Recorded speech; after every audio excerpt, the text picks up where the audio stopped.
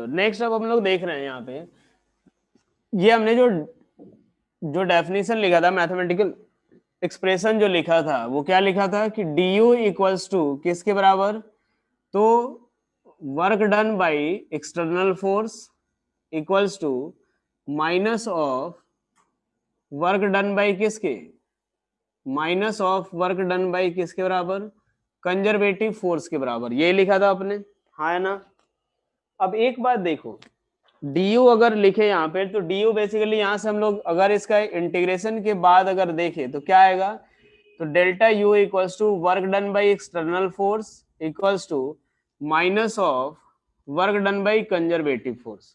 अब एक बात देखो, अगर मान लो कोई भी बॉडी जो है वो अगर कंजर्वेटिव फोर्स के डायरेक्शन में मूव करे, ठीक है, अगर बॉडी क्या हो कंजर्वेटिव फोर्स के डायरेक्शन में मूव करे, जैसे मान लो सपोज अगर हम बात करें mg की, ठीक है, तो अगर स्मॉल m मास जो है वो नीचे की तरफ मूव कर रहा है और mg भी नीचे, अगर स्मॉल m मास नीचे की तरफ मूव कर रहा है तो ये क्या बोलेंगे कि ये जो मास है वो कंजर्वेटिव फोर्स के डायरेक्शन में मूव कर रहा है, ठीक है।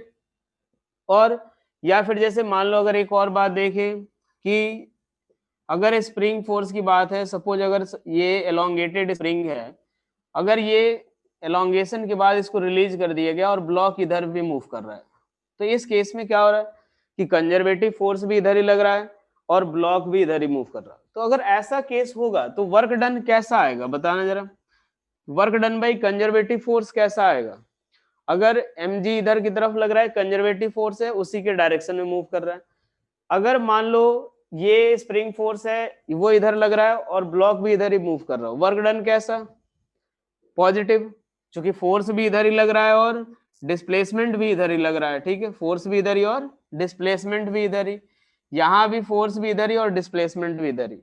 तो अगर मान लो ये अगर लिया जाए कि इफ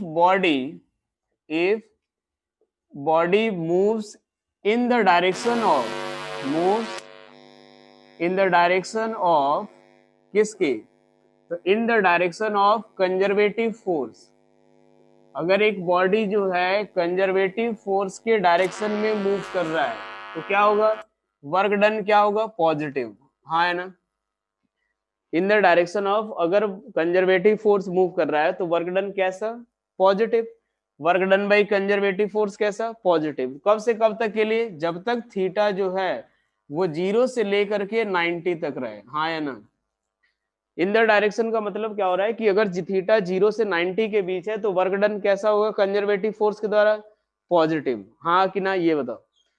अब एक बात देखो, यहां से अगर हम इस एक्सप्रेशन के बारे में देखें कि डेल्टा u इक्वल्स टू, अगर हम देखें तो डेल्टा u इक्वल्स टू हम क्या लिख सकते हैं, डेल्टा u इक्वल्स टू, यानी एक मिनट रुको, work done by conservative force अगर कैसा हो जाए, पॉजिटिव, ठीक है भाई, तो क्या work done by conservative force को हम माइनस ऑफ डेल्टा यू लिख सकते हैं क्या, हाँ या ना, क्या work done by conservative force equals to minus of delta u लिख सकते हैं, work done by conservative force equals to minus of delta u, ये कैसा, पॉजिटिव, और डेल्टा यू कैसे लिखेंगे, तो you final minus of u initial, कोई भी चीज में चेंज अगर लिखना हो तो कैसे, तो final value minus initial value equals to कितना, पॉजिटिव, यानी ये क्या बता रहा है, u initial minus of u final equals to positive, u initial minus you final equals to positive, तो कौन बड़ा, लास्ट 3 स्टेप एक बार देखो, मैंने क्या बोला कि अगर मान लो ऑब्जेक्ट और ऑब्जेक्ट का मोशन जो डिस्प्लेसमेंट है और कंजर्वेटिव फोर्स के बीच का थीटा कितना हो, 0 से 90 के बीच का, तो उस केस में क्या होगा कि work done by conservative force positive, और work done by conservative force को हम लोग माइनस ऑफ डेल्टा यू लिख सकते हैं, यार इसकी वैल्यू तो माइनस ऑफ डेल्टा यू ही लिखोगे ना, हाँ है ना, minus of delta you equals to क्या, पॉजिटिव, डेल्टा यू को क्या लिखोगे, तो you final minus you initial equals to positive, यानी you initial minus you final positive, it means ये बताएगा कि U initial is greater than U final, यानी ये क्या बता रहा मैं, पोटेंशियल एनर्जी जो होगा वो बॉडी का डिक्रीज होगा अगर कंजर्वेटिव फोर्स और डिस्प्लेसमेंट के बीच का एंगल 0 से 90 डिग्री हो, तो बॉडी का जो या सिस्टम की बात करें तो उसकी पोटेंशियल एनर्जी डिक्रीज होगी। हाँ है ना, क्लियर ये पॉइंट। वैसे भी देख लो, जैसे मान लो अगर सपोज ये ब्लॉक अर्थ सरफेस है, जैसे जैसे ब्लॉक नीचे आएगा हाइट डिक्रीज होगा, ग्रेविटेशनल पोटेंशियल एनर्जी डिक्रीज होती है। वही अगर मान लो कि वर्क डन बाय जो कंजर्वेटिव, अगर मान लो थीटा कैसा हो, greater than 90 degree less than 180 degree हो, थीटा क्या हो, greater than 90 degree less than 180 degree, तो work done by conservative force क्या होगा, नेगेटिव। क्या बोलते हो, हाँ है ना। ये थीटा किसके बीच का एंगल है, थीटा जो है वो किसके बीच का है, एंगल बिटवीन किसके, तो force, conservative force and displacement vector. अगर थीटा क्या हो गया 90 से बड़ा और 180 के बराबर या छोटा हुआ तो work done by conservative negative, यानी हम लोग क्या लिख सकते हैं, माइनस ऑफ डेल्टा यू जो आएगा वो नेगेटिव, तो यहां से क्या मिलेगा, तो डेल्टा यू भाई पॉजिटिव। क्या बोलते हो, हाँ या ना। माइनस ऑफ डेल्टा यू कैसा होगा, नेगेटिव, यानी डेल्टा यू की वैल्यू किसके बराबर, पॉजिटिव। डेल्टा यू अगर पॉजिटिव हुआ यानी you final minus you initial क्या होगा, पॉजिटिव, यानी ये क्या बताएगा, you final greater than you initial, यानी पोटेंशियल एनर्जी इंक्रीज होगी। पोटेंशियल एनर्जी क्या होगी, इंक्रीज। यानी जब भी अगर आप एक बॉडी को कंजर्वेटिव फोर्स के साथ अगर थीटा इक्वल्स टू इस पर्टिकुलर एंगल के बीच में अगर आप मूव कराते हो तो बॉडी की पोटेंशियल एनर्जी इंक्रीज होगी, और इस थीटा के लिए बॉडी की पोटेंशियल एनर्जी डिक्रीज होगी। क्या ये पॉइंट क्लियर हो गया सभी को, हाँ या ना। चलो यार, अब एक और पॉइंट देखते हैं इससे रिलेटेड। अब यहां से काफी ये एक एक अच्छा रिजल्ट आएगा अपने पास अब अगले वाले पार्ट में, कि मैं ये बोल रहा हूं कि मान लो कि एक बॉडी जो है वो किसी कंजर्वेटिव फील्ड के अंदर या कंजर्वेटिव फोर्स के अंडर मूव कर रहा है। एक बॉडी यहां से लेकर के यहां तक मूव कर रहा है और डिस्प्लेसमेंट कितना, ds वेक्टर। और ये जो कंजर्वेटिव फोर्स है वो कुछ इधर की तरफ fc वेक्टर लग रहा है।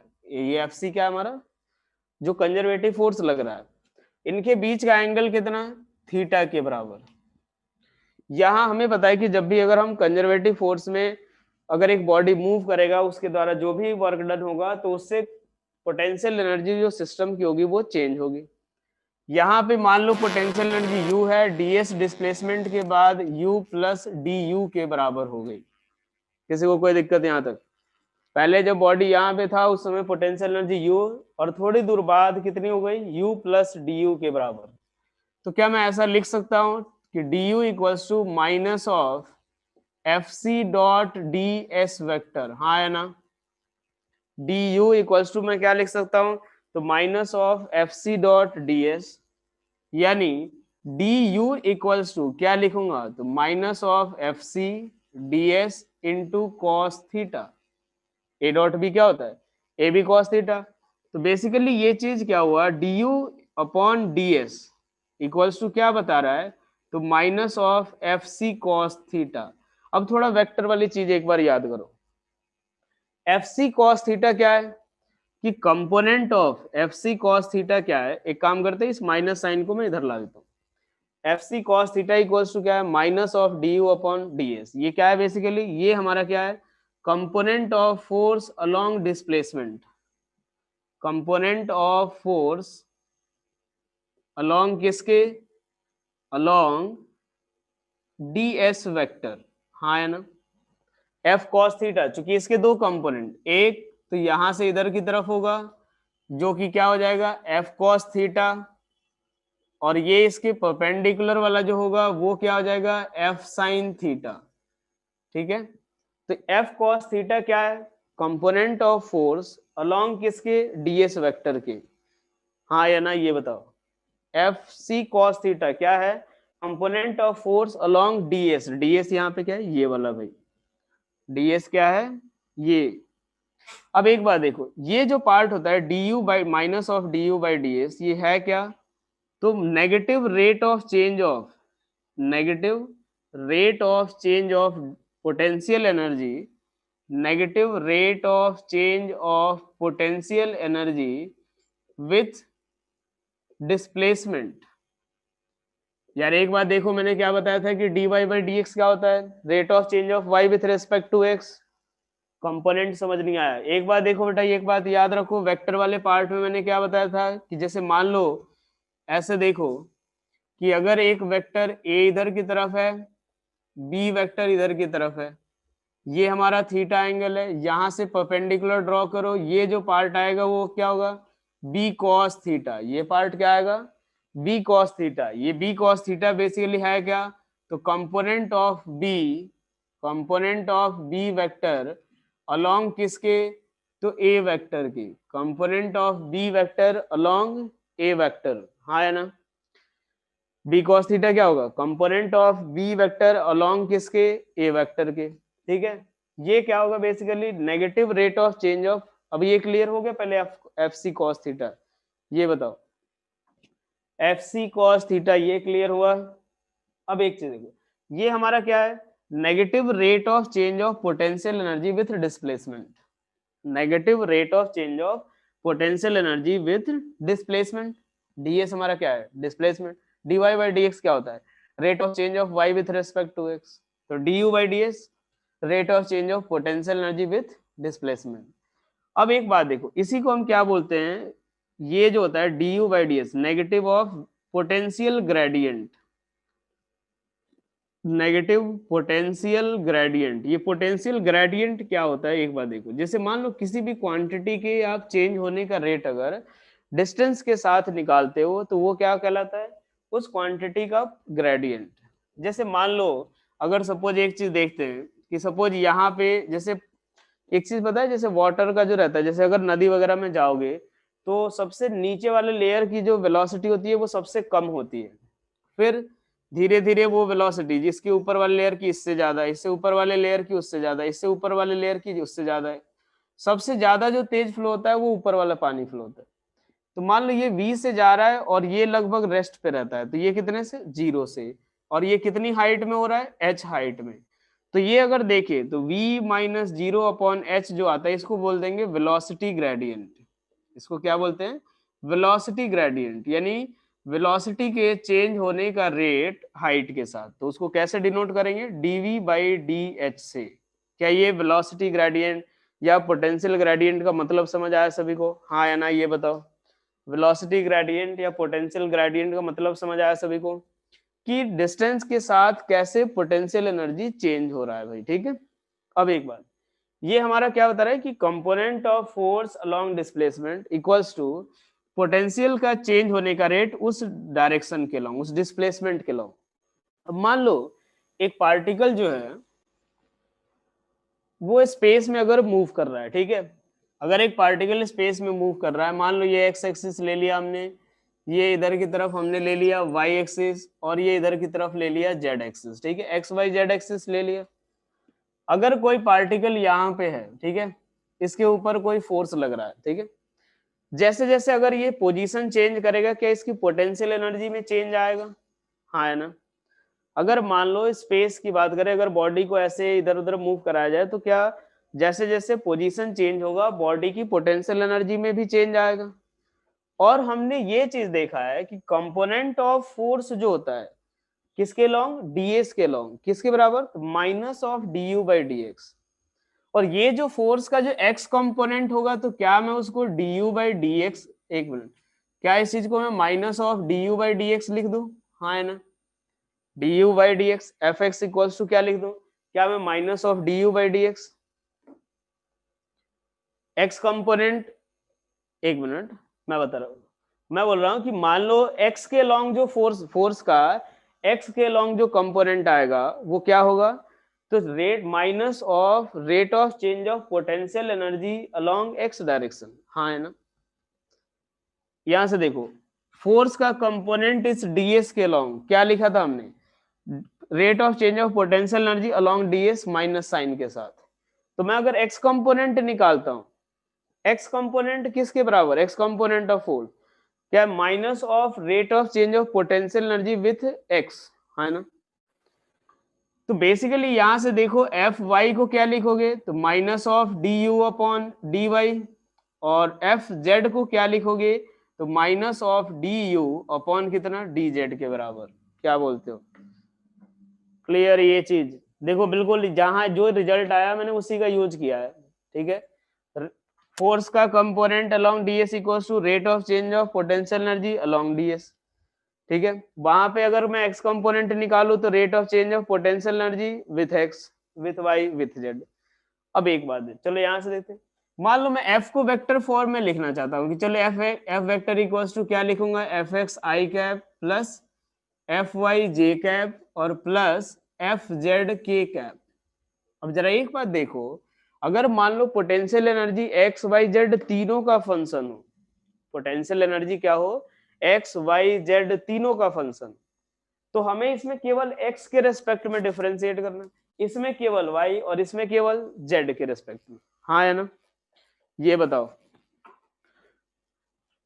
क्या ये चीज क्लियर हुआ पहले, हाँ या ना? ये बताओ भाई। अगर पहले वाले में जब एक्स कंपोनेंट की बात करेंगे तो केवल एक्स के रेस्पेक्ट में डिफरेंशिएट, दूसरे वाले में केवल वाई, और तीसरे वाले में, हाँ बिल्कुल यही चीज मैं बोलने वाला था कि पार्शियल डिफरेंशिएशन होना चाहिए। अब अगर एक्स वाई जेड तीनों का करना है, तीनों का फंक्शन है, तो क्या मुझे ऐसा लिख देना चाहिए, del you by del x I cap minus del you by del Y J cap और minus del you by del Z के कैप। यही हमारा क्या होगा, फोर्स वेक्टर, हाँ या ना? फोर्स वेक्टर क्या होगा, तो minus of del you by del x I cap minus of del you by del Y J cap minus of del you by del Z के कैप। भाई अब ये बताओ, समझ आया? पता है अब इसी को क्या लिख देते हैं कि f vector equals to gradient of u, f vector equals to gradient of u, ठीक है। यानी फोर्स जो होता है वो किसके बराबर होता है, तो minus of gradient of potential energy. F vector किसके बराबर, तो minus of gradient of potential energy. ये जो डेल पार्शियल डिफरेंशिएशन वाला पार्ट होता है उसी को हम लोग क्या बोल देते हैं, gradient of you. Partial differentiation क्यों किया? मैंने एक बात बताओ, जब पोटेंशियल एनर्जी का सॉरी फोर्स का एक्स कंपोनेंट निकालना था, ठीक है, जब फोर्स का एक्स कंपोनेंट, तो पोटेंशियल एनर्जी को किसके रेस्पेक्ट में आप डिफरेंशिएट करते, एक्स के रेस्पेक्ट में, बाकी सारी चीजें कांस्टेंट रखते, हाँ है ना? जब आप वाई कंपोनेंट निकालते तो केवल वाई के रेस्पेक्ट में, और जब जेड तो उस समय केवल जेड के रेस्पेक्ट में। और अगर मैं बोल रहा हूँ कि potential energy x y z तीनों का फंक्शन हो, तो यार ये डी वाई डी एक्स से काम चलेगा थोड़ी, ये क्या करना पड़ेगा, पार्शियल डिफरेंशिएशन, हाँ है ना? नहीं, वो क्रॉस होता है बेटा, वो वहां पे जो होता है, जैसे मान लो हमने क्या किया, वो क्रॉस वाला पार्ट होता है, क्रॉस हो तो कर्ल बोलेंगे, ठीक है, क्लियर? डेल ऑपरेटर जो आता है उसका, ये जो डेल क्रॉस डेल ऑपरेटर यहां भी आ रहा है, डेल क्रॉस एफ अगर जब करते हैं तो इसको क्या बोलते हैं, curl of force vector, curl. और वही डेल डॉट अगर अपने पास अगर यहाँ पे इस वाले पार्ट में हम लोग क्या करेंगे, तो इसको क्या बोलेंगे, ग्रेडियंट। क्लियर ये चीज, हाँ है ना? फटाफट बोलो यार जल्दी से। चलो यार, अब नेक्स्ट पार्ट हम लोग देखते हैं इक्विलिब्रियम के बारे में, ठीक है भाई।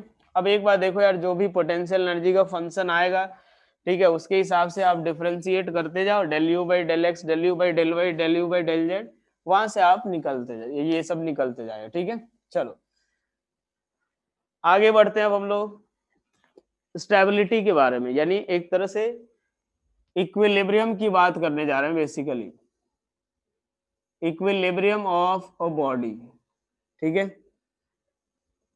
अब एक बात देखो यार, एनएलएम में मैंने पढ़ा रखा है कि एक बॉडी इक्विलिब्रियम में कब कहलाएगा, दो चीजें होनी चाहिए उसके लिए, एक तो नेट टॉर्क जीरो, हाँ है ना, sigma f net equals to कितना होना चाहिए, जीरो।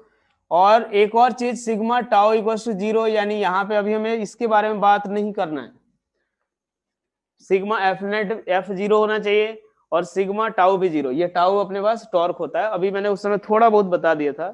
तो अब एक बार देखो, अभी तो इसके बारे में हमें बात ही नहीं करना, सिग्मा एफ जीरो होना चाहिए। नेट फोर्स अगर किसी बॉडी के ऊपर अगर जीरो है तो बॉडी किस में कहलाएगा, इक्विलिब्रियम में कहलाता है, ठीक है।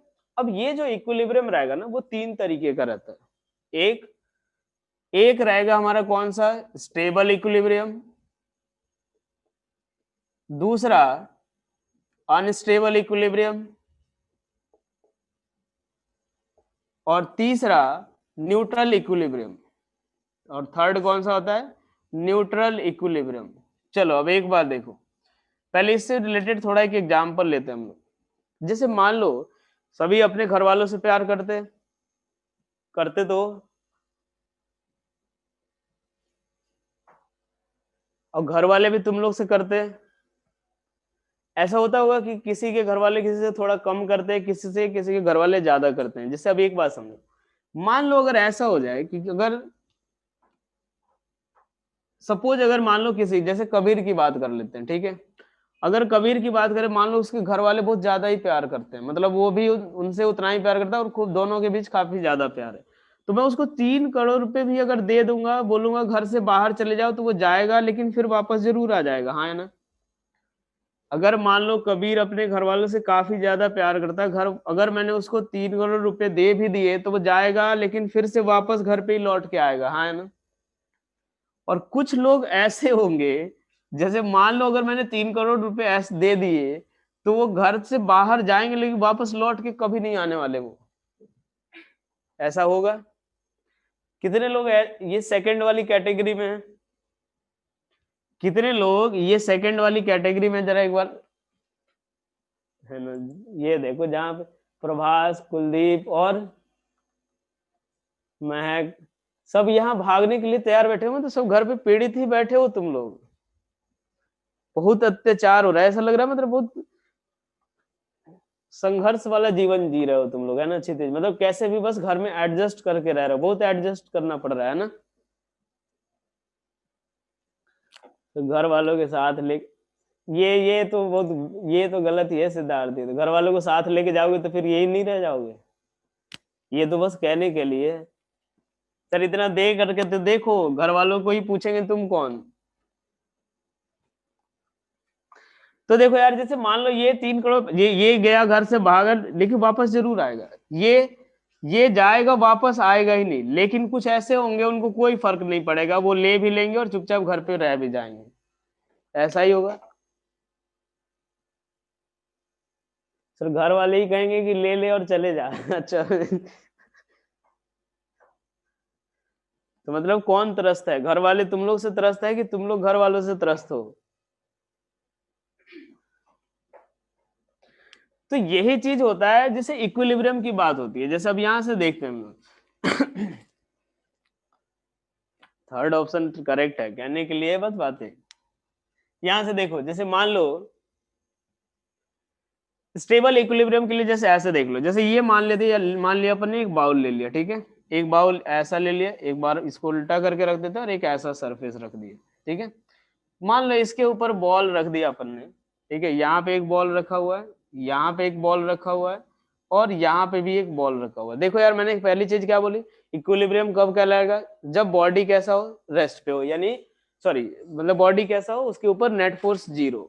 अब एक बात देखो यार, क्या इस केस में नेट फोर्स 0? भाई ऊपर नीचे, ऊपर नॉर्मल, नीचे mg, यानी यहाँ पे एफ नेट किसके बराबर, 0, हाँ कि ना।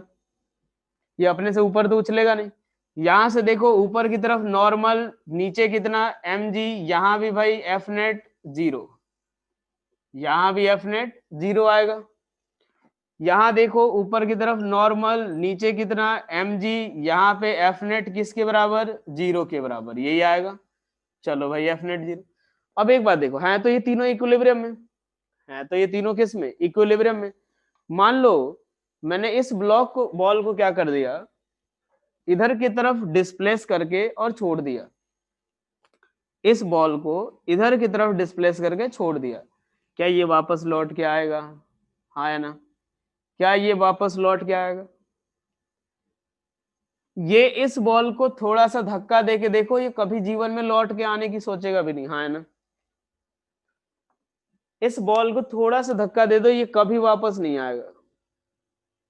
और इस बॉल को दे दो, कोई दिक्कत नहीं, ये चुपचाप अगर कुछ वेलोसिटी दे दिए मूव करता रहेगा, हाँ है ना। एक तरह से सन्यासी जीवन है, बस कुछ जो भी कर दो यहाँ से उसी उसी के साथ रहता जाएगा ये। तो अब एक बात देखो, ये स्टेबल इक्विलिब्रियम, हाँ है ना, ये अपना स्टेबल, ये कहीं से भी भेज दो लेकिन ये फिर से लौट के वापस आएगा। तो ये कौन सा इक्विलिब्रियम, स्टेबल इक्विलिब्रियम, कौन सा, स्टेबल इक्विलिब्रियम। ये वाला कौन सा, अनस्टेबल,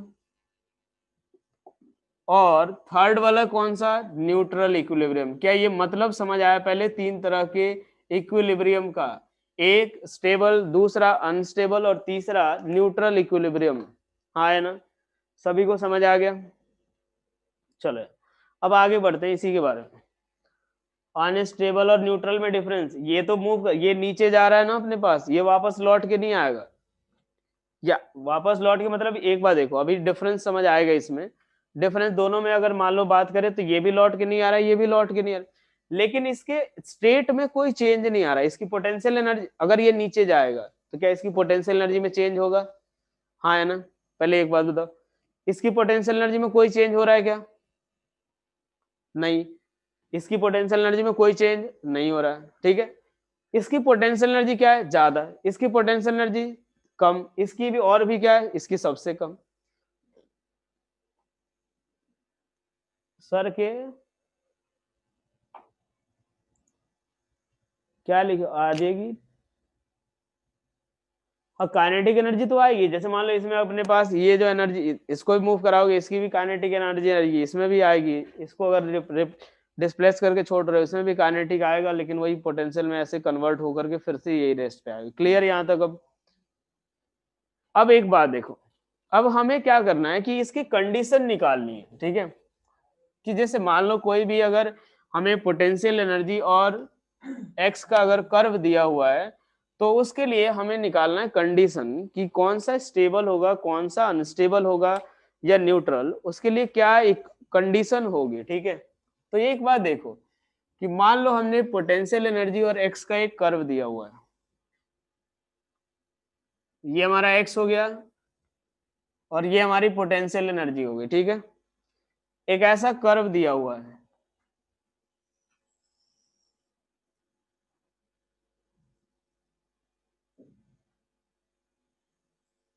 ऐसा कर्व दे दिया अपने को, ठीक है भाई।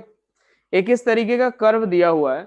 अब हमें निकालना है, ये u और x का कर्व है, हमें निकालना है कि यार पोटेंशियल, ये इक्विलिब्रियम के लिए कौन सा क्या कंडीशन होगा। भाई पोटेंशियल एनर्जी की बात हो रही है, ठीक है। चलो यार यहां से देखो, तीन तरह का इक्विलिब्रियम, एक स्टेबल,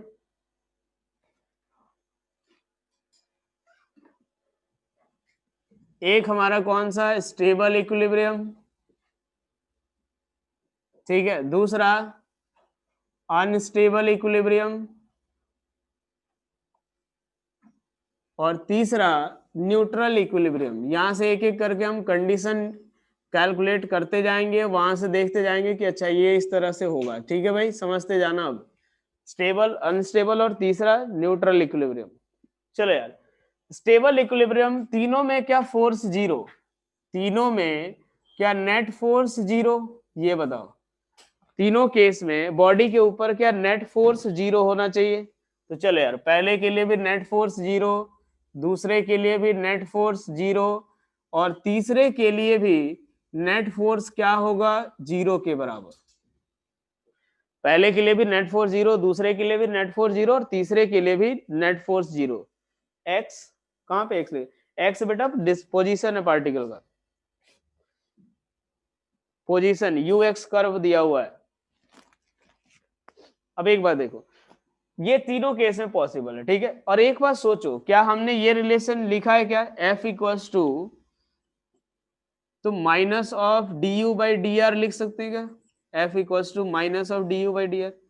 अगर x की बात हो रही है तो मान लो चलो ठीक है भाई, D you by D x लिख लो, D you by D R. क्या अगर एफ नेट जीरो, तो क्या मैं ये भी लिखूंगा D you by D R zero, इसके लिए भी D you by D R zero, इसको आर ही मान लो, और इसको भी क्या होना चाहिए, तो डी यू अपॉन कितना, डी आर किसके बराबर, जीरो के बराबर, हाँ है ना। तीनों के लिए d you by D r कितना, जीरो। और d you by D R क्या है बेसिकली, तो d you by D r basically है क्या, तो slope of u r curve, क्या बोलते हो, हाँ है ना। जो d you by D r है वो है क्या, तो slope of u r curve है, हाँ है ना, slope of u r curve. फटाफट बोलो यार जल्दी से।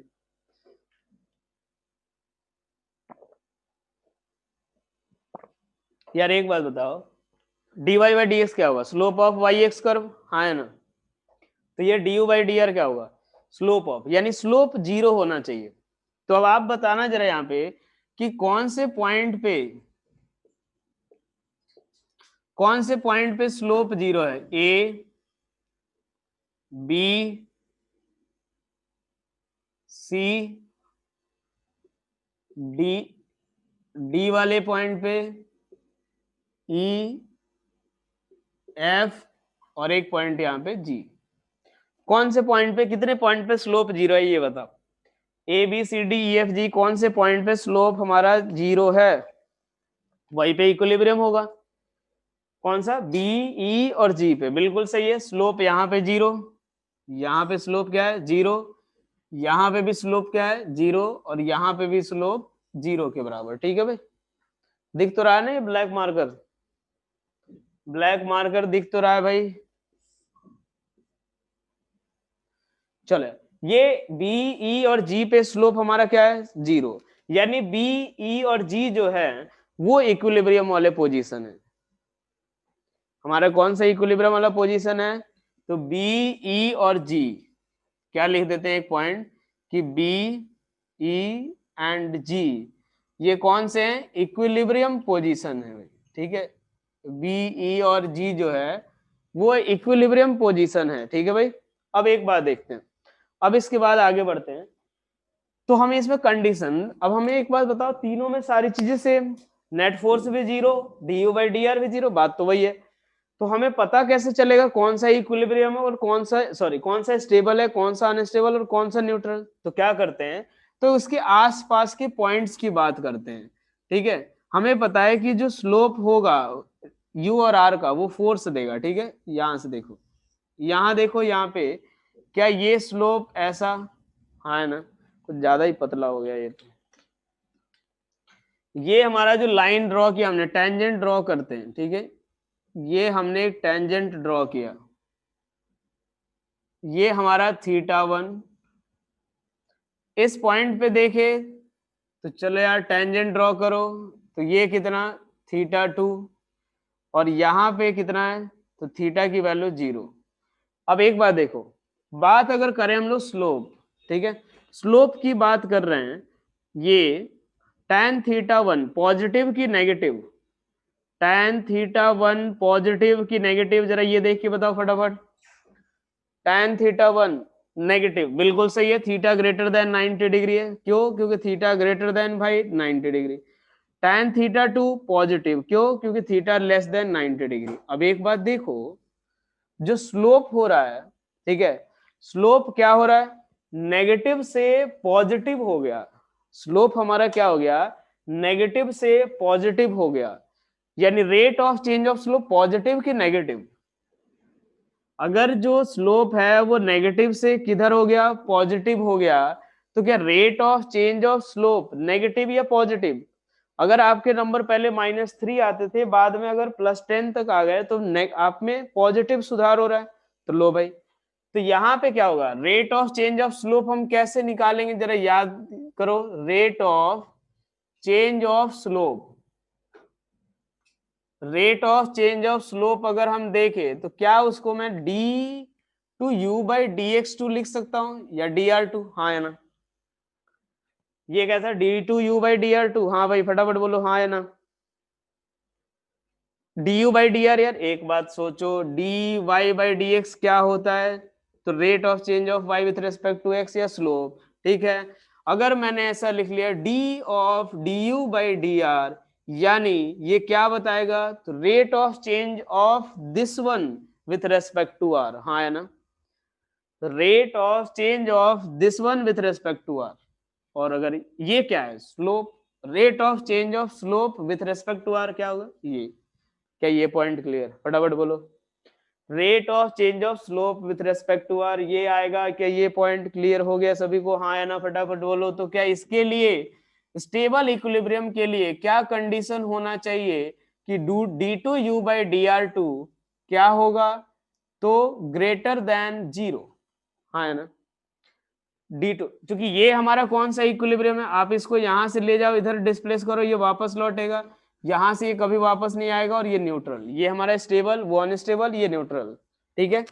ये स्टेबल इक्विलिब्रियम कौन सा है, बी, अनस्टेबल कौन सा है, ई, और न्यूट्रल कौन सा है, जी, ठीक है भाई।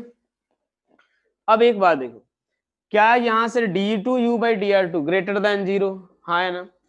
और एक और चीज कि पोटेंशियल एनर्जी क्या होनी चाहिए, मिनिमम, पोटेंशियल एनर्जी क्या होनी चाहिए, मिनिमम। अभी इस बात पे आएंगे, अभी एक बार देखो, अब एक बात देखो, अभी ये वाली चीज मैं बताऊंगा, इस वाले पॉइंट पे देखो, चलो यहां से देखिए, यहां से टेंजेंट ड्रॉ करते हैं, ये कितना आएगा, ये थीटा, थीटा 3, इस पॉइंट पे देखिए ये कितना, थीटा 4। अब एक बात देखो, tan θ3 क्या है, नेगेटिव, tan θ4 क्या है, सॉरी ये पॉजिटिव है, और ये कैसा है, नेगेटिव। अब एक बात सोचो, ये अनस्टेबल के में क्या हो रहा है कि जो स्लोप है वो पॉजिटिव से नेगेटिव हो गया, यानी क्या d2u/dr2 लेस देन 0, हाँ कि ना, क्या d2u/dr2 किसके बराबर, लेस देन 0, d2u/dr2 किसके, लेस देन 0, ठीक है भाई। क्या ये यहां तक क्लियर। अब इसके बाद देखो, इसके लिए देखे तो आसपास में कहीं भी जाओ, हर जगह स्लोप सेम, यानी स्लोप चेंज नहीं हो रहा, और स्लोप अगर चेंज नहीं हो रहा है तो क्या लिखेंगे, d2u/dr2 इक्वल्स टू 0 के बराबर। ये आ गई अपनी कंडीशन, किसके लिए, तो बॉडी की क्या स्टेबल इक्विलिब्रियम में है या अनस्टेबल है या न्यूट्रल है, वो किस में, उसके लिए, क्लियर, ठीक है भाई, हाँ है ना। अब इसके बाद देखो, जब स्टेबल इक्विलिब्रियम में बॉडी रहती है तो उसकी पोटेंशियल एनर्जी मिनिमम, जब अनस्टेबल होगा तो उस केस में पोटेंशियल एनर्जी मैक्सिमम, ठीक है। और इस वाले केस में ये पोटेंशियल एनर्जी मान सकते हैं कि अपने पास ना तो मैक्सिमम होता है ना ही मिनिमम होता है, ठीक है, नीदर मैक्सिमम नॉर मिनिमम, या एक तरह से पोटेंशियल एनर्जी मान सकते हो जीरो रहता है, ठीक है। अगर मान लो इस लेवल पे हमने जीरो माना तो, अदरवाइज क्या होगा कि ये नीदर मैक्सिमम नॉर मिनिमम, या ऐसे बोल दो कांस्टेंट रहता है, ठीक है भाई। अब एक बात देखो, इस वाले केस में पोटेंशियल एनर्जी मिनिमम क्यों होगी, मिनिमम क्यों होगा, जैसे एक बात सोचो, अगर आपने खाना खाया उसके बाद में बोलो कि खूब सारा भाग दौड़ कर लो, कर लोगे, क्योंकि आप में क्या है, काफी ज्यादा एनर्जी है। धीरे धीरे जब आप थक जाओगे, बिल्कुल एनर्जी नहीं बचेगी, आप एक जगह बैठोगे, वही बैठे रह जाओगे, यानी आप स्टेबल इक्विलिब्रियम में हो। अब आपसे उठ करके अपना पोजीशन चेंज नहीं किया जा रहा है, यानी आप स्टेबल इक्विलिब्रियम में चले गए, ठीक है। और अगर आप भाग दौड़ कर रहे हो यानी ज्यादा एनर्जेटिक हो, यानी अनस्टेबल इक्विलिब्रियम में हो, ठीक है। क्या ये पॉइंट क्लियर हुआ सभी को, ये इक्विलिब्रियम ऑफ बॉडी क्लियर हो गया सभी को, फटाफट बोलो।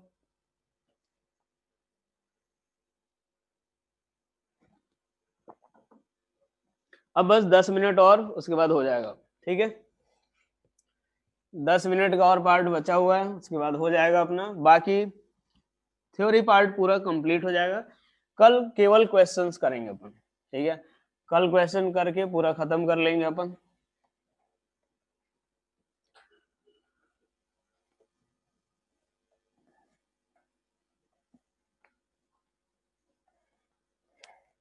चलो यार, अब देखो यार, ये था हमारा पोटेंशियल एनर्जी वाला पार्ट। पावर बेटा कल ही बताऊंगा, पहले इस पे सवाल करेंगे, उसके बाद पावर ज्यादा देर का टॉपिक नहीं है ना, ठीक है। चलो देखो यार, अब नेक्स्ट अब हम लोग चलते हैं किसके ऊपर, काइनेटिक एनर्जी के ऊपर। नेक्स्ट काइनेटिक एनर्जी की बात करते हैं, ठीक है। काइनेटिक एनर्जी के बारे में अगर बात करें, अब एक बात देखो, मैंने वही बोला था कि स्टार्टिंग में कि जब भी अगर एक बॉडी के ऊपर आप वर्क कर रहे हो तो दो चीजें चेंज हो सकती है, पोटेंशियल एनर्जी भी और काइनेटिक एनर्जी भी। क्यों, क्योंकि वर्क करने का मतलब ही बेसिकली होता है कि आप एनर्जी ट्रांसफर कर रहे हो, ठीक है।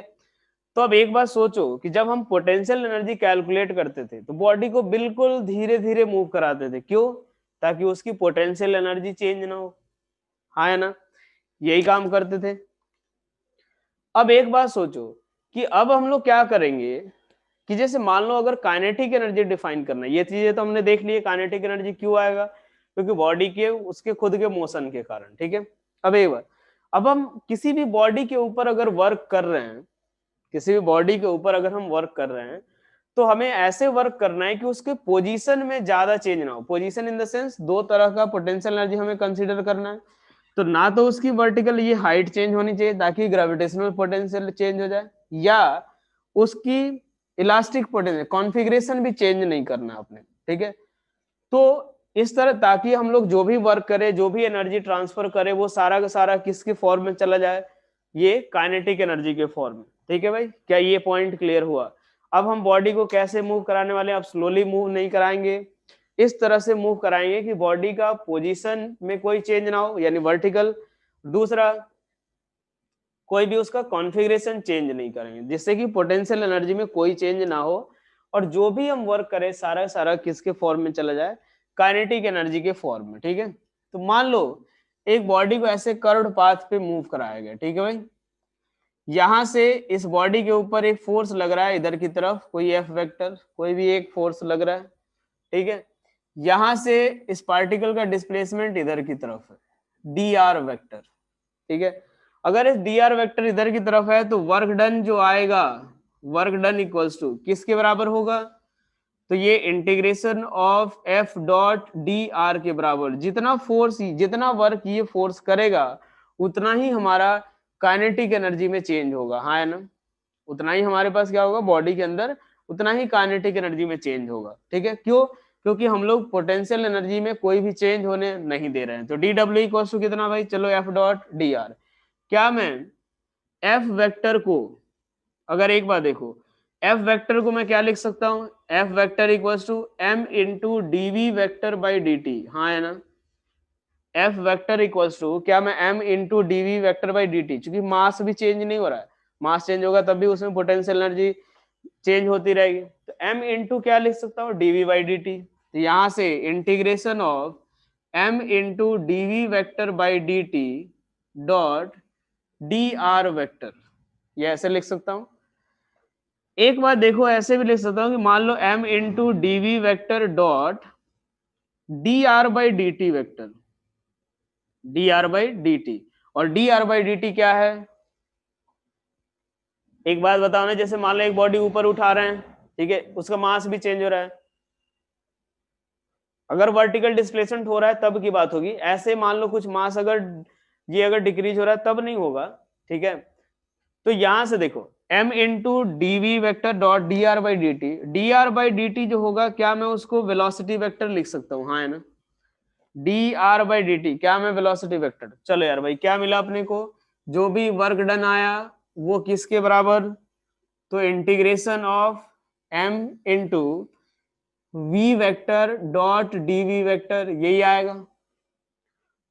अगर पार्टिकल की वेलोसिटी, ठीक है, अब यहां से क्या हो गया, मान लो इस पॉइंट 1 से लेकर के हम लोग कहां तक मूव करा रहे हैं? 2 पॉइंट तक। यहाँ वेलोसिटी v1 है, यहाँ वेलोसिटी v2, ठीक है भाई। क्योंकि मैंने क्या बोला कि जो भी वर्क करेंगे उससे पार्टिकल की काइनेटिक एनर्जी चेंज होगी, और काइनेटिक एनर्जी किस पे डिपेंड करेगा? मोशन पे। यहाँ वेलोसिटी v1, यहाँ पे v2। ये कितना इनिशियली v1 है तब जब हमने कोई वर्क नहीं किया था, पहले से ही था मतलब। बाद में कितना हो गया? v2, और तब वर्क डन कितना? w। तो w इक्वल्स टू किसके बराबर आएगा? तो इंटीग्रेशन ऑफ m इंटू, तो अब एक बात देखो, v dot dv dv, v dot dv क्या थीटा 0, v और dv के बीच का एंगल कितना? 0। अरे इसी डायरेक्शन में वेलोसिटी है, बिल्कुल हल्का सा चेंज हुआ उसी डायरेक्शन में आएगा। तो यहां से देखो v dv का एंगल 0, तो क्या आएगा? v into dv cos 0। समझ आ रहा है सभी को? हाँ है ना। v into m into v d v. चलो यार, कहां से कहां तक? v1 से v2 मास कांस्टेंट है, चलो भाई m इंटू इंटीग्रेशन ऑफ क्या लिखेंगे? v dv, v1 से v2, ये इंटीग्रेट करो कितना आएगा? m into v square by 2, limit कहां से कहां तक? v1 से v2। और ये वर्क डन जो होगा वो किसके बराबर होगा? क्या डेल्टा काइनेटिक एनर्जी के बराबर। और इसको किससे लिखते हैं? k से डिनोट करेंगे। क्या बोलते हो, हाँ या ना? इस W जो भी हमने वर्क किया उससे क्या चीज, कौन सी एनर्जी चेंज हुई है? काइनेटिक एनर्जी, यानी जितना वर्क डन उतना ही चेंज इन काइनेटिक एनर्जी। तो यहां से ये किसके बराबर आएगा? तो delta kinetic energy equals to half m into v two square, ठीक है, minus half m into v one square. क्या बोलते हो, क्लियर? और एक बात देखो कि if initial velocity, if v1 जो हो जाए वो 0 हो जाए और v2 किसके बराबर, v के बराबर, तो वर्क डन जो आएगा वो फाइनल काइनेटिक एनर्जी यानी हाफ एम वी स्क्वायर के बराबर होगा, क्योंकि उस समय जितना भी हम वर्क करेंगे वो सारा किस में जाएगा, काइनेटिक एनर्जी। और ये जो हाफ एम वी स्क्वायर आया, जो एनर्जी आई वो हमारे वर्क के कारण आई है, और वो कौन सी एनर्जी है, काइनेटिक एनर्जी। ये यहां तक क्लियर सभी को? फटाफट बोलो जल्दी से। Kinetic energy equals to half m v square, एक फॉर्मूला नया मिला अपने को। ये कैसी क्वांटिटी होती है काइनेटिक एनर्जी, ये भी स्केलर क्वांटिटी, ठीक है भाई। यूनिट क्या हो जाएगा, ऐसा यूनिट जो होगा वो क्या होगा, joule.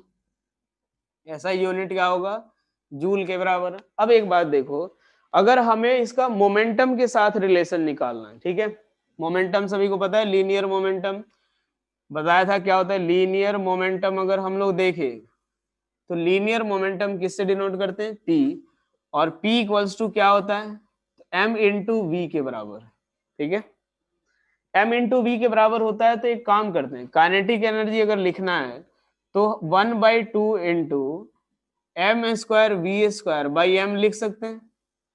Kinetic energy k equals to 1/2 m square v square by m, यानी 1/2 एम स्क्वायर वी स्क्वायर को पी स्क्वायर बाई 2m, हाँ है ना। k इक्वल्स टू किसके बराबर, तो पी स्क्वायर बाई 2m। चाहो तो यहां से हम p इक्वल्स टू क्या लिख सकते हैं, तो स्क्वायर रूट ऑफ 2km भी लिख सकते हो। p की वैल्यू किसके बराबर, स्क्वायर रूट ऑफ 2km भी लिख सकते हो। अब एक और बात देखो, ये काइनेटिक एनर्जी को अगर हम वेक्टर फॉर्म में लिखे तो काइनेटिक एनर्जी का फॉर्मूला क्या है, हाफ m इंटू कितना, वी स्क्वायर। वेक्टर फॉर्म में लिखे तो 1/2m इंटू कितना, v vector dot v vector. कैसे, तो एक बार देखो, a vector dot a vector किसके बराबर, तो a cos 0 डिग्री, यानी कितना आएगा, a स्क्वायर के बराबर। तो वही v स्क्वायर की जगह पे क्या लिख दोगे, v डॉट v, हाँ कि ना, ये बताओ भाई। चलो एक लास्ट पार्ट हम लोग कंप्लीट कर लेते हैं, उसके बाद वर्क एनर्जी थ्योरम, ठीक है, हो जाएगा। उसके बाद अब अपना वर्क एनर्जी थ्योरम और कंजर्वेशन ऑफ मैकेनिकल एनर्जी ये खत्म। उसके बाद कल सवाल ही करेंगे, केवल जितने भी टॉपिक कराए आज मैंने सबके ऊपर सवाल करेंगे कल, ठीक है। कल सवाल करके आपका ये चैप्टर खत्म हो जाएगा। और पावर बचा हुआ है वो 10 मिनट का टॉपिक है बेटा। चलो अब यहां से अगर देखें,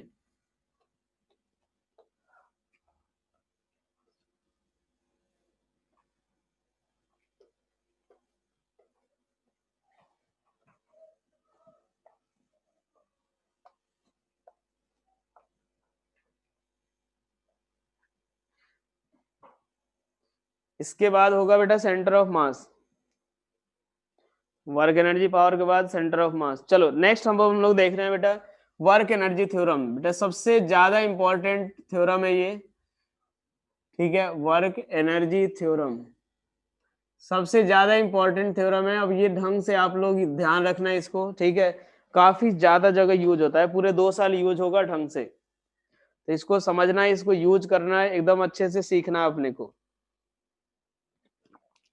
तो कल की क्लास सबसे ज्यादा इंपॉर्टेंट है, क्योंकि ये सीखेंगे हम उसी में। अब एक बात देखो, मान लो एक बॉडी ऐसे मूव कर रहा है, ठीक है, ऐसे कर्व पाथ पे मूव कर रहा है, लगेगा पिछले वाला जैसा ही है भी उसी टाइप का। अब हम लोग बात करते हैं कि एक बॉडी, पिछले वाले पार्ट में हमने कोई एक पर्टिकुलर फोर्स लिया था, ठीक है, कोई एक पर्टिकुलर फोर्स ले लिया, उसके कारण पार्टिकल को डिस्प्लेस किया, वर्क किया, काम खत्म, उससे उसकी काइनेटिक एनर्जी आ गई। अब हम लोग क्या कर रहे हैं कि पार्टिकल के ऊपर हम मान लेते हैं कि नेट फोर्स इधर की तरफ लग रहा है। अब नेट फोर्स जो है बेटा वो हो सकता है, इसमें बहुत सारे फोर्सेज हो सकते हैं, 8-10 फोर्स हो, 5 फोर्स हो, 7 फोर्स हो, सारे फोर्सेज का नेट मैंने मान लिया इधर की तरफ, ठीक है।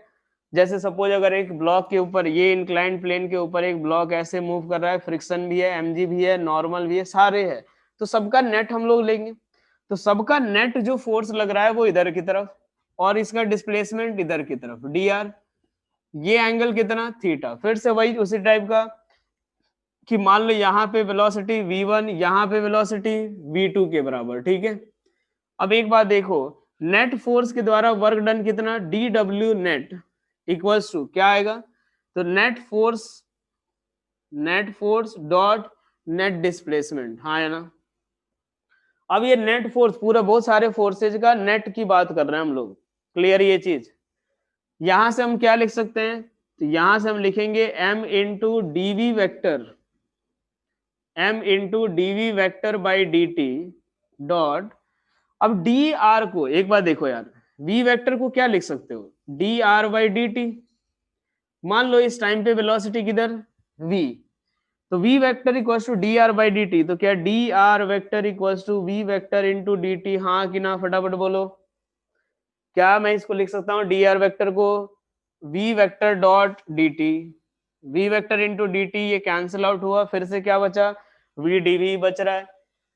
तो नेट वर्क डन जो आया, डी डब्ल्यू नेट जो आएगा, ठीक है, वो ये किसके बराबर, तो m इंटू कितना v dv, फिर से इनके बीच का एंगल कितना, थीटा 0 डिग्री, थीटा 0 यानी फिर से क्या आएगा, m dv आएगा, और वेलोसिटी v1 से v2 की तरफ, यानी फाइनली m कांस्टेंट, यहाँ पे 0 से w वर्क डन, तो w इक्वल्स टू, ये w कौन सा है, w नेट, क्या समझ आ रहा है सभी को, हाँ या ना। Net work done equals to किसके बराबर, तो 1m इंटू किसके बराबर ही आएगा, वी स्क्वायर बाई 2, और लिमिट कहां से कहां तक, v1 से v2, तो फाइनली ये किसके बराबर, half m v2 square minus half m v1 square. और ये एक बात देखो कि नेट वर्क डन की बात कर रहे हैं हम लोग, किसकी, नेट वर्क डन की बात कर रहे हैं। अब यहाँ पे हो सकता है पोटेंशियल एनर्जी भी चेंज हो रहा था, ठीक है। अब यहाँ पे हम लोग पोजीशन की चिंता ही नहीं कर रहे थे, अब यहाँ पे सब चेंज हो सकता है, क्योंकि हम किसकी बात कर रहे हैं, नेट फोर्स की बात, इसीलिए यही थोड़ा सा उसमें और इसमें डिफरेंस है। वहां पे हम पोटेंशियल एनर्जी को क्या ले रहे थे, कांस्टेंट, यहाँ पे कांस्टेंट नहीं ले रहे हैं, क्यों, क्योंकि हम नेट फोर्स की बात कर रहे हैं। अब mg लगेगा तो उसमें, या कोई भी कंजर्वेटिव फोर्स लगेगा तो वहां पे पोटेंशियल एनर्जी भी आएगा, तो ये हमारा नेट फोर्स की बात हो रही है। यानी net work done equals to हम क्या लिख सकते हैं, तो net work done equals to final kinetic energy minus initial kinetic energy. यानी एक बार देखो, नेट वर्क डन किसके बराबर आ रहा है, तो work done by conservative force plus work done by non conservative force plus work done by other forces equals to किसके बराबर, तो final kinetic energy minus initial kinetic energy. क्या ये समझ आ रहा है सभी को, हाँ कि ना। Work done by conservative, work done by non conservative plus work done by other force equals to change in kinetic energy. अब एक लाइन सुनो इसके बारे में, क्या बोलता है कि कोई भी बॉडी चाहे जैसे भी मूव करे, उस पर जितने भी सारे फोर्स लग रहे हो, सबके द्वारा जो वर्क डन होगा वो टोटल किसके बराबर, तो उस बॉडी के, उस सिस्टम की चेंज इन काइनेटिक एनर्जी के बराबर। यही हमारा क्या होता है, वर्क एनर्जी थ्योरम। क्लियर हुआ ये चीज, फटाफट बोलो हाँ है ना। अब जो भी सवाल करेंगे ना उसमें देख लेंगे हम कि किसके किसके द्वारा वर्क डन हो रहा है, जो जो फोर्स वर्क करेगा सबका वर्क डन लिखो, equals to final kinetic energy minus initial kinetic energy लिख दो, काम खत्म। वर्क एनर्जी थ्योरम अप्लाई करने का तरीका ये रहेगा। और इसीलिए मैं बोल रहा हूं कि जितनी सारी पोटेंशियल एनर्जी का फॉर्मूला, वर्क डन का फॉर्मूला, ठीक है, वो सारा कल आप लोग या रिवाइज करके आना, क्योंकि मैं बोलूंगा कि देखो mg वर्क कर रहा है तो वर्क डन आपको लिखना आना चाहिए, फ्रिक्शन वर्क कर रहा है तो फ्रिक्शन का वर्क डन आपको लिखने आना चाहिए, अगर स्प्रिंग फोर्स वर्क कर रहा है तो स्प्रिंग फोर्स का वर्क डन आपको लिखने आना चाहिए। क्लियर, चलो अब एक आखिरी 2 पॉइंट बस देख लेते हैं कि मान लो हमने एक केस ले लेते हैं कि if work done bye non conservative force 0, work done bye all other forces 0, तो क्या हम ये लिख सकते हैं from work energy theorem, from work energy theorem क्या लिख सकते हैं, वर्क एनर्जी थ्योरम के हिसाब से क्या work done by conservative force equals to final kinetic energy minus initial kinetic energy, हाँ है ना, क्या ये लिख सकते हैं। तो चलो यार, वर्क डन बाय कंजर्वेटिव को क्या लिखेंगे, तो minus of delta you equals to k final minus k initial minus of delta you को क्या लिखोगे, तो minus of u final minus you initial equals to k final minus k initial, यानी you initial minus you final equals to k final minus k initial. समझ आ रहा है सभी को भाई? अब एक बार देखो, यहां से हम फाइनली इसको इधर लाते हैं, इसको इधर, तो क्या लिखेंगे, you I plus K I equals to U F plus K F के बराबर। ये हमारा क्या हुआ, ये potential energy plus kinetic energy क्या होता है, मैकेनिकल एनर्जी, और ये हमारी कौन सी एनर्जी है, तो ये हमारी इनिशियल मैकेनिकल एनर्जी है, इनिशियल मैकेनिकल एनर्जी, और ये हमारी क्या है, final mechanical energy, final mechanical energy है भाई, ठीक है। अब एक बात देखो, ये क्या बता रहा है कि इनिशियल जो एनर्जी है मैकेनिकल वो भी किसके बराबर, फाइनल के बराबर, यानी क्या एनर्जी कंजर्व्ड, हाँ या ना, तो क्या एनर्जी कंजर्व्ड हो गया, हाँ या ना, ये बताओ भाई, तो क्या एनर्जी कंजर्व्ड, तो ये क्या बताता है कि अगर कोई भी सिस्टम के ऊपर केवल कंजर्वेटिव फोर्स लगे, कौन, केवल कंजर्वेटिव फोर्स अगर वर्क करता है, तो उस केस में जो सिस्टम की मैकेनिकल एनर्जी जो रहेगी वो कंजर्व रहती है, यानी initial mechanical energy equals to final mechanical energy.